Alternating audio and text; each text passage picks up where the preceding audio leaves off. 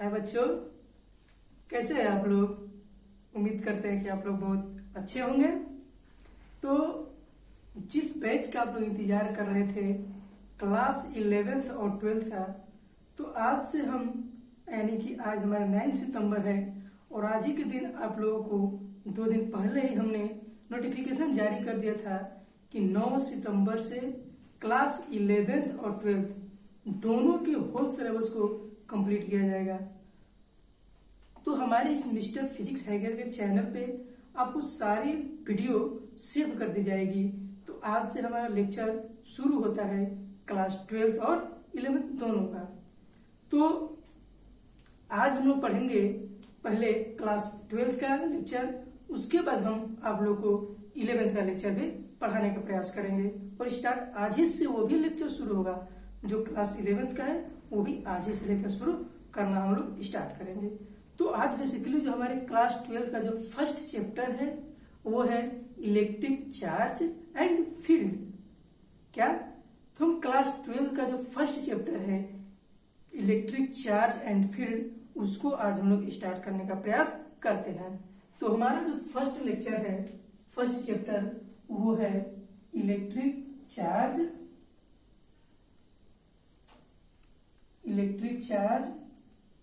And field. Class 12 का जो first chapter है वो है इलेक्ट्रिक चार्ज एंड फील्ड। तो इलेक्ट्रिक चार्ज और फील्ड क्या होता है, इसको हम लोग देखेंगे क्या होता है।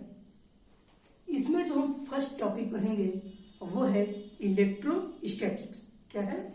इलेक्ट्रोस्टैटिक्स। ध्यान से थोड़ा समझने का प्रयास करिएगा।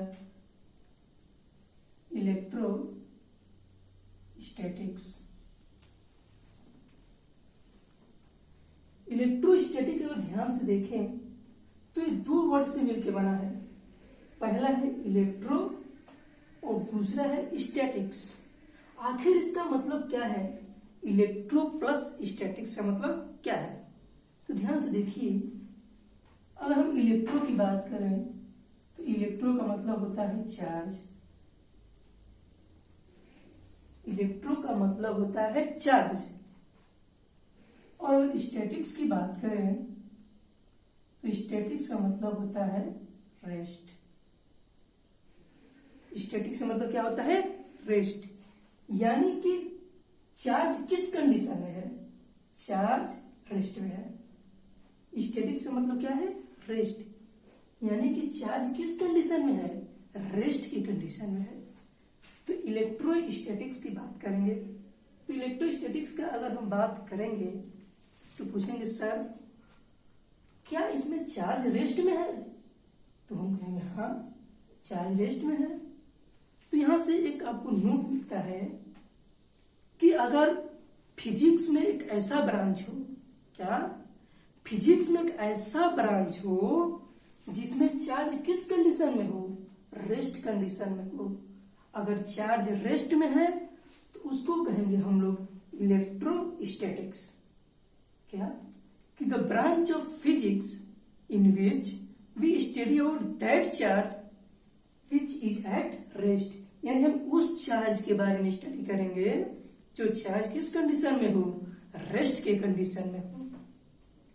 अब मन में प्रश्न उठता है किसी का और पूछे कि क्या सर चार्ज रेस्ट में रहे? कोई पूछे कि क्या सर चार्ज रेस्ट में रहे? जी, हमने बोला हाँ चार्ज रेस्ट में है। तो अगर चार्ज रेस्ट में है तो उसको कहेंगे इलेक्ट्रोस्टैटिक्स।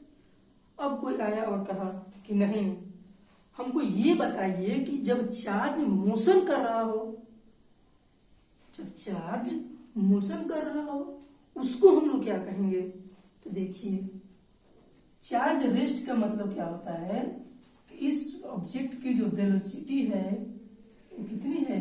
0 है। चार्ज रेस्ट करने का मतलब क्या है?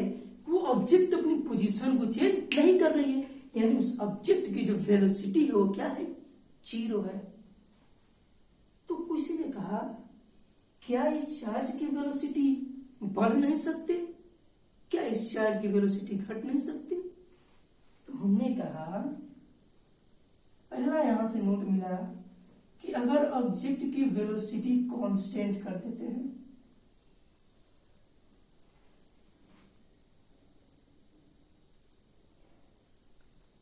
ऑब्जेक्ट यानी कि चार्ज, अगर चार्ज की वेलोसिटी कांस्टेंट कर देते हैं, उस कंडीशन में हमें क्या देखने को मिलता है?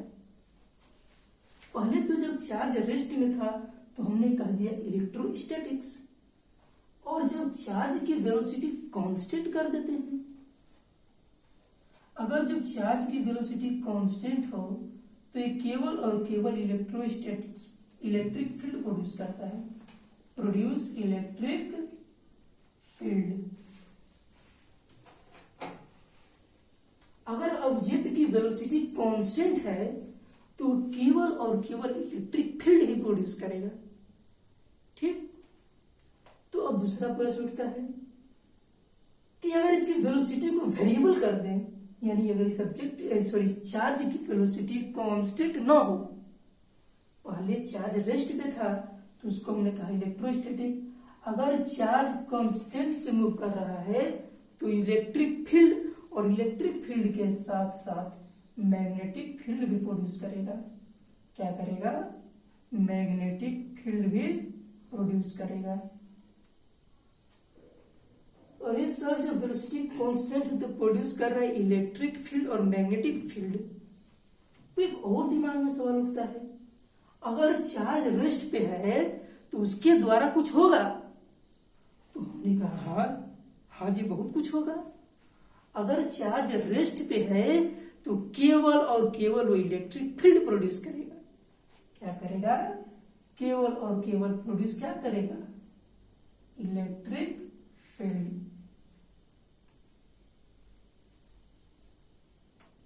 थोड़ा ध्यान से समझिए हमने क्या बताया कि इलेक्ट्रोस्टैटिक वह ब्रांच होता है फिजिक्स का जिसमें हम वैसे चार्ज के बारे में स्टडी करेंगे जो चार्ज किस कंडीशन में हो? रेस्ट के कंडीशन में हो। तो अब यहाँ से एक सवाल उठता है कि जब चार्ज रेस्ट में हो, क्या बताया हमने कि जब चार्ज रेस्ट में है तो वो केवल और केवल इलेक्ट्रिक फील्ड प्रोड्यूस करेगा, और अगर चार्ज कांस्टेंट स्पीड से मूव कर रहा है, यानी उस चार्ज की वेलोसिटी कांस्टेंट है, तो वो दो चीज प्रोड्यूस करेगा। किसी ने पूछा क्या सर क्या क्या प्रोड्यूस करेगा? तो हमने बताया कि चार्ज अगर कांस्टेंट स्पीड से मूव कर रहा है तो वो प्रोड्यूस करेगा इलेक्ट्रिक फील्ड, और इलेक्ट्रिक फील्ड के साथ साथ मैग्नेटिक फील्ड प्रोड्यूस करेगा। अब किसी ने आया और कहा कि अगर ये चार्ज की वेलोसिटी कांस्टेंट ना हो, अगर इस चार्ज की वेलोसिटी कांस्टेंट ना हो, तो हमने कहा हाँ जी, आपने तो बहुत अच्छा सवाल पूछा कि यहाँ तो चार्ज कांस्टेंट था, उसकी वेलोसिटी कांस्टेंट थी, यानी अगर दूसरे कंसेप्ट की हम बात करें तो ऑब्जेक्ट की जो चार्ज की वेलोसिटी है वो कांस्टेंट नहीं है।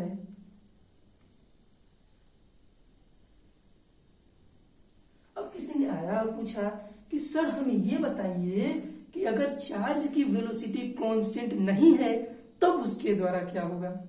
तो हमने कहा कि जब चार्ज कांस्टेंट नहीं है, यानी चार्ज की वेलोसिटी कांस्टेंट नहीं है, जब चार्ज की वेलोसिटी कांस्टेंट नहीं है तो वो प्रोड्यूस करेगा, तीन चीज प्रोड्यूस करता है। पहला इलेक्ट्रिक फील्ड, दूसरा मैग्नेटिक फील्ड, और तीसरा होता है इलेक्ट्रोमैग्नेटिक वेव। क्या प्रोड्यूस करता है? Electromagnetic wave. यानी कि ये क्या क्या प्रोड्यूस करेगा? प्रोड्यूस करेगा electric field, magnetic field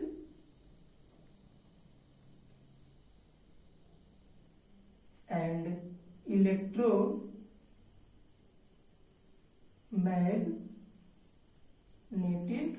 wave. आपने तो सर बहुत मजेदार चीजें बता दी।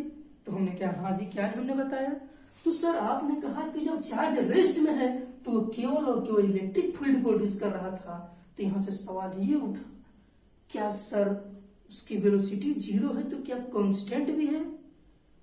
क्या कांस्टेंट नहीं है? अगर वेलोसिटी जब उस चार्ज की कांस्टेंट थी तो उसने केवल इलेक्ट्रिक फील्ड और मैग्नेटिक फील्ड प्रोड्यूस किया, और जब चार्ज की वेलोसिटी कांस्टेंट नहीं थी तो उसने प्रोड्यूस किया इलेक्ट्रिक फील्ड, मैग्नेटिक फील्ड, और मैग्नेटिक फील्ड के साथ साथ इस चार्ज ने प्रोड्यूस किया इलेक्ट्रोमैग्नेटिक वेव। क्या प्रोड्यूस किया? Electromagnetic wave. तो ये था इलेक्ट्रोस्टैटिक्स के बारे में। अगर आप इस और इसको नोट करना चाहते हैं तो वीडियो को पॉज करके इसको आसानी से आप नोट कर लीजिए, तो हम आगे के आपको प्रोसेस को बताते हैं। ठीक है, तो आप वीडियो को पॉज करके नोट कर लीजिए।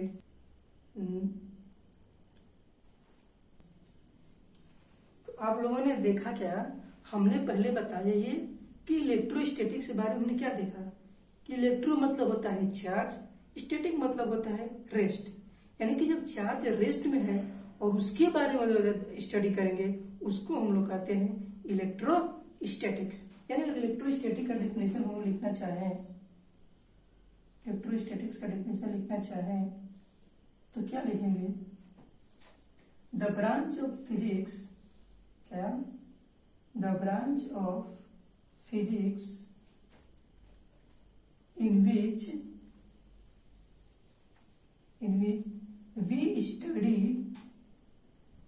we study about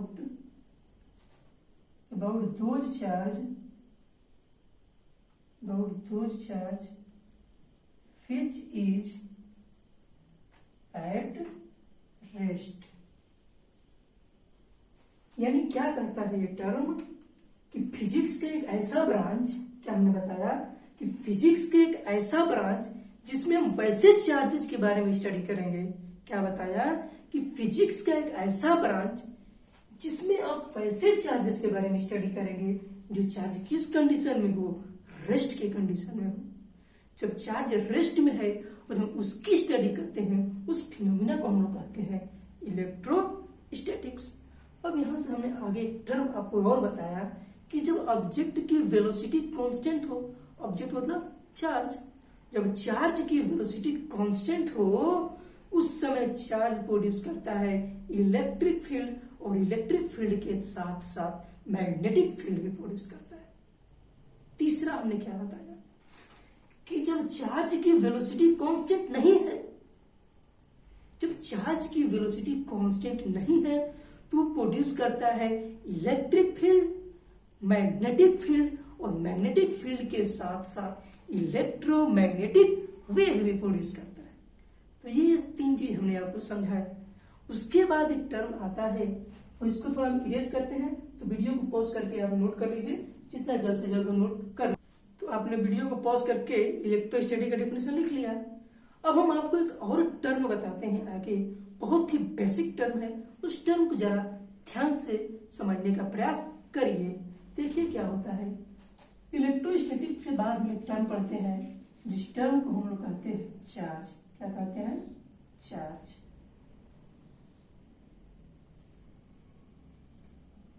चार्ज क्या होता है, चार्ज कहां से आता है और चार्ज को कैसे डिफाइन करेंगे, आज वो हम आप लोगों को बताने का प्रयास करते हैं। हमारे पास एक ऑब्जेक्ट है, मान लेते हमारे पास क्या है, एक डस्टर है। अगर इसके अंदर देखें, इसके अंदर क्या होता है? एटम। क्या होता है? एटम। तो हम यहां पे एक एटम बनाते हैं। किसी भी मटेरियल के अंदर क्या होता है? वो एटम से मिलके बना होता है। उस एटम के अंदर होता है क्या? न्यूक्लियस। क्या होता है? न्यूक्लियस। अब सर पूछेंगे कोई, न्यूक्लियस के अंदर क्या क्या होता है? तो न्यूक्लियस के अंदर होता है प्रोटॉन और एक न्यूट्रॉन। प्रोटॉन और न्यूट्रॉन जो होते हैं वो न्यूक्लियस के अंदर प्रेजेंट रहते हैं, और जो इलेक्ट्रॉन होता है वो एटम के आउटर मोस्ट शेल में क्या करता है? रिवॉल्व करता है। तो सर इससे चार्ज का क्या लेना देना है? सर हमको आज बताइए कि इससे चार्ज से क्या लेना देना है कि आपने इसको फिगर को बनाया और कहा कि एटम है, एटम के अंदर न्यूक्लियस है और न्यूक्लियस में प्रोटॉन और न्यूट्रॉन प्रेजेंट है, और एटम के बाहरी जो सेल है उसमें इलेक्ट्रॉन रिवॉल्व कर रहा है। आखिर इसकी क्या जरूरत है चार्ज को डिफाइन करने की? तो हमने कहा कि जो एटम होता है उसके अंदर न्यूक्लियस होता है और न्यूक्लियस में प्रेजेंट रहता है प्रोटॉन वगैरह। तो आपने कहा हाँ सर, उससे क्या मतलब हुआ? तो चार्ज का डिफिनेशन क्या कहता है, थोड़ा इसको ध्यान से पढ़िए। चार्ज इज ए फंडामेंटल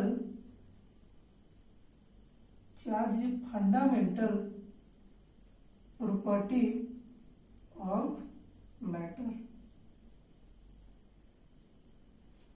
और ये सब आपने तो गजब कर दिया। हमने कहा क्या गजब कर दिया? आपने कहा चार्ज एक फंडामेंटल प्रॉपर्टी है मैटर की। तो मैटर के अंदर क्या होता है? एटम। एटम के अंदर क्या होता है? न्यूक्लियस। न्यूक्लियस में कौन प्रेजेंट है? प्रोटॉन और न्यूट्रॉन। अगर इस एटम को ध्यान से देखें तो ये चार्ज से मिलकर बना है, यानी उसके अंदर इलेक्ट्रॉन भी है, प्रोटॉन भी है, और प्रोटॉन के साथ साथ कौन है? न्यूट्रॉन है। यानी जो एटम है, यानी जो सबस्टांस का एटम है, वो सबस्टांस किस चीज मिलकर बना है? मैटर यानी कि सबस्टांस। जो ये मैटर है, ये मैटर कहीं ना कहीं किन चीजों से मिलकर बना है? 3 चीजों से, इलेक्ट्रॉन, प्रोटॉन और न्यूट्रॉन। और these are the charges. So charge a fundamental properties of matter, यानी कहीं ना कहीं मैटर की क्या बता रहा है? प्रॉपर्टी को बता रहा है। किसको बता रहा है? प्रॉपर्टी को बता रहा है कि हम मैटर के अंदर प्रेजेंट है। तो मैटर के अंदर प्रेजेंट है एटम।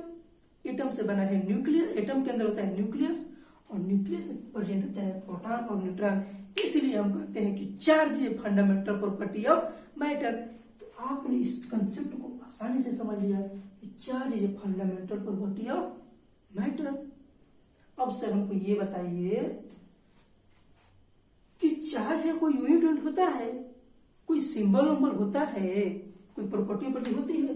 तो हमने कहा हाँ जी, इसकी प्रॉपर्टीज भी होती हैं, इसके सिंबल भी होते हैं, इसके यूनिट भी होते हैं। तो आपने कहा सर थोड़ा हमको बता दीजिए कि उसका सिंबल क्या होगा, उसका यूनिट क्या होगा और इसकी प्रॉपर्टीज क्या होंगी। तो एक एक करके हम सबको फोड़ेंगे और देखिए कैसे फोड़ते हैं। जरा ध्यान से थोड़ा समझिए। तो देखिए, अगर हम बात करें चार्ज की, तो चार्ज जो है, charge is represented by Q. अगर चार्ज के हम रिप्रेजेंटेशन की बात करें, हमने क्या कहा? अगर चार्ज की रिप्रेजेंटेशन की बात करें तो हम चार्ज को रिप्रेजेंट करते हैं किससे? क्यू से। कहीं भी अगर चार्ज रिप्रेजेंट करना हो तो किससे रिप्रेजेंट करेंगे? क्यू से। ठीक है। तो आपने कहा कि सर रिप्रेजेंट की तो बात हो गई, अब इसके सिंबल भी हो गए। आप जो है हमें चार्ज की यूनिट बता दीजिए। तो हमने कहा लीजिए, चार्ज का यूनिट आपके सामने है। तो कहा दिखाइए। तो हमने कहा देखिए, जो यूनिट होता है चार्ज का, जो चार्ज का यूनिट होता है वो क्या होता है? इसको क्यू से रिप्रेजेंट करते हैं। किससे? क्यू से। यूनिट ऑफ चार्ज की अगर बात करें हम लोग, तो चार्ज को रिप्रेजेंट करते हैं कूलम्ब से। किससे? कूलम्ब से। अरे सर आपने तो यूनिट भी बता दिया। ये तो चमत्कार हो गई कि जो चार्ज की यूनिट है वो क्या हो गया? कूलम्ब हो गया। अगर सिंबल की आपने पूछा तो सिंबल क्यू से रिप्रेजेंट होगा, और उसकी यूनिट पूछे तो ये क्या हो गया? क्यू यानी कि कूलम्ब। चार्ज की जो एसआई यूनिट होगी उसको हम लोग क्या कहते हैं? कूलम्ब। अब आपने कहा अरे सर आपने तो बड़ा मजेदार चीज बता दी। हमने कहा हाँ जी, बहुत बढ़िया चीज है। अब आपने एक और प्रश्न किया हमसे। हमने कहा कीजिए प्रश्न। आपने कहा सर ये कौन सी फिजिकल क्वांटिटी है? तो हमने कहा फिजिकल क्वांटिटी 2 होती हैं। तो उसमें आपने कहा कौन कौन? तो हमने बताया एक होता है स्केलर क्वांटिटी और एक होता है वेक्टर क्वांटिटी। तो आपने कहा सर हमें ये बताइए कि चार्ज जो है स्केलर क्वांटिटी है कि वेक्टर क्वांटिटी है? तो चार्ज जो है बेसिकली क्या आपने पूछा कि चार्ज जो है, charge is a scalar quantity.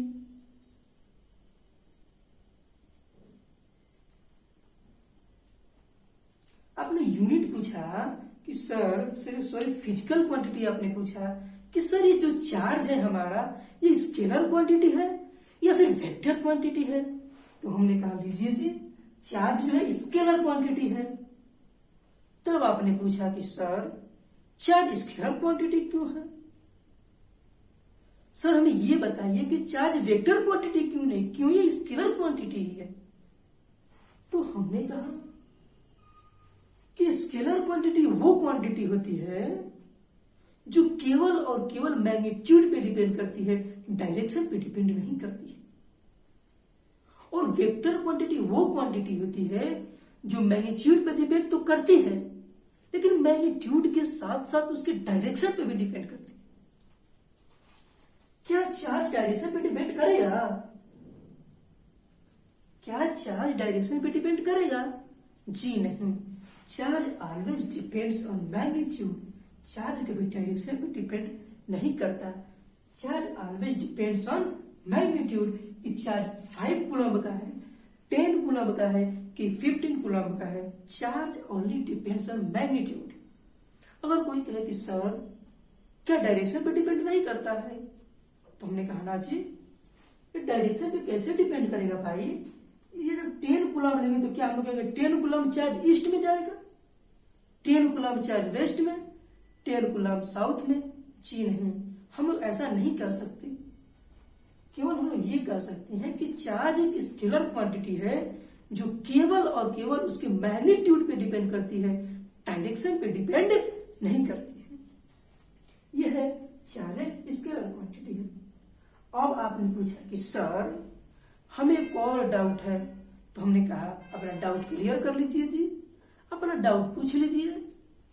तो आपने कहा सर क्या चार्ज के कुछ एग्जांपल्स देंगे? हमने कहा हाँ जी, हम इसीलिए तो खड़े हैं, चार्ज का एग्जांपल दे देंगे, यूनिट बताएंगे, डिफिनीशन बताएंगे, आपको हर चीज बताएंगे।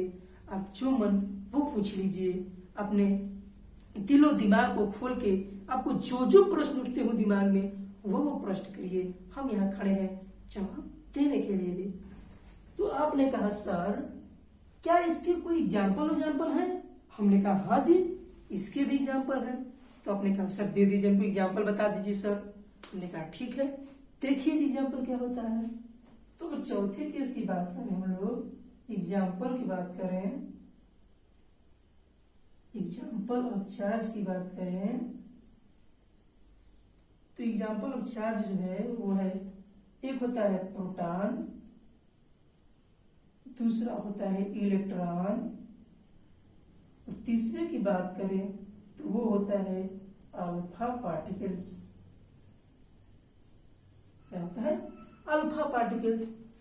आपने कहा सर आपने तो एग्जाम्पल बता दिया। एग्जाम्पल जो है चार्ज के प्रोटॉन, इलेक्ट्रॉन और अल्फा पार्टिकल्स। क्या है? Alpha particle. सर हमें ये बताइए कि प्रोटॉन क्या होता है, सर हमें ये बताइए इलेक्ट्रॉन क्या होता है, और हम इलेक्ट्रॉन और प्रोटॉन बता ही रहे हैं तो हमें ये भी तो बता दीजिए कि अल्फा पार्टिकल्स क्या होते हैं। हमने कहा हाँ जी, ये भी बता देते हैं आपको। आपने कहा बताइए। हमने कहा कि प्रोटॉन वे चार्ज होते हैं, प्रोटॉन वे चार्ज होते हैं जो हमेशा और हमेशा पॉजिटिव होते हैं। अरे सर प्रोटॉन पॉजिटिव चार्ज होता है, कैसे आपको कह देंगे कि प्रोटॉन पॉजिटिव चार्ज होता है? और इलेक्ट्रॉन क्या होता है? निगेटिव चार्ज होता है। इलेक्ट्रॉन पे कौन सा चार्ज आता है? निगेटिव चार्ज आता है। ये आगे हम आपको बताएंगे कि कैसे किसी बॉडी पे पॉजिटिव चार्ज आता है और कैसे किसी बॉडी पे निगेटिव चार्ज आता है। ये आगे के कंसेप्ट में हम आपको बहुत ही बारीकी से समझाएंगे कि कैसे किसी बॉडी को हम लोग कहेंगे कि वो बॉडी पॉजिटिवली चार्ज है और कैसे किसी बॉडी को कहेंगे कि वो बॉडी निगेटिवली चार्ज है। ठीक है, तो आगे के कंसेप्ट में समझाऊंगा आपको कि प्रोटॉन को क्यों पॉजिटिव चार्ज होता है और किसी बॉडी पे निगेटिव चार्ज क्यों होता है। अब सर बहुत ही बढ़िया चीज बता दिया आपने, और आपने एक चीज मिस किया बताने के लिए। हमने कहा हाँ जी पूछिए। आपने कहा सर अल्फा पार्टिकल्स तो बताते जाइए, अल्फा पार्टिकल्स क्या होता है? हमने कहा हाँ जी, इसको भी बता देते हैं अल्फा पार्टिकल्स क्या होता है। तो ध्यान से थोड़ा देखिए, अल्फा पार्टिकल्स अगर हम बात करें, अल्फा पार्टिकल्स ऐसे पार्टिकल्स होते हैं जिसपे He2+ होता है। क्या कहा हमने? He2+, यानी हीलियम पे जो 2+ इलेक्ट्रॉन होते हैं, क्या कहा हमने? He2+ को ही हम लोग अल्फा पार्टिकल्स कहते हैं। इस पे 2+ का चार्ज होता है, हीलियम पे 2+ के चार्ज को हम लोग अल्फा पार्टिकल्स कहते हैं। दिमाग से ध्यान से सुनिए, इसको हमने क्या बताने का प्रयास कर रहे हैं। हीलियम पे जो 2 पॉजिटिव चार्ज है, क्या कहा कि हीलियम पे जो 2 पॉजिटिव चार्ज आ जाएंगे ना, उसी को हम लोग कहते हैं अल्फा पार्टिकल्स।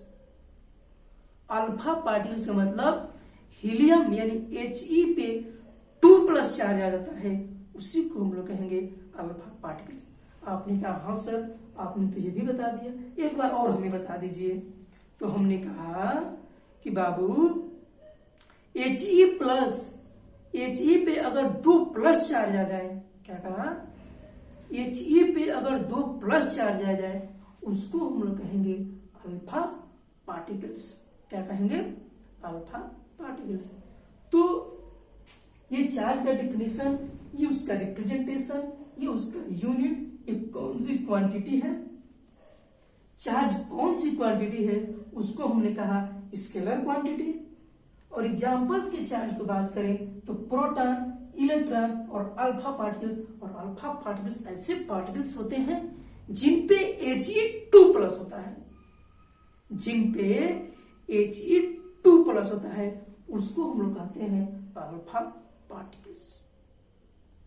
तो आप लोग ध्यान से समझ लिए हैं, तो वीडियो को पॉज करके इसको नोट कर लीजिए अपने नोट्स के, उसके बाद देन आफ्टर हम आप लोगों को प्रयास करते हैं। तो ये आज का लेक्चर जो है यहीं पे समाप्त करते हैं। उसके बाद नेक्स्ट हम लोग कल इसके आगे स्टडी करेंगे। तब तक के लिए जय हिंद, और ठीक से आप लोग स्टडी करिए और मोटिवेट करिए, और कमेंट में लिख दीजिए आई लव माई पेरेंट्स। अगर आप अपने माता पिता से लव करते हैं, कम से कम उनके लिए पढ़ रहे हैं, तो उनके लिए लाइक और कमेंट कर दीजिए आई लव माई पेरेंट्स। जय हिंद।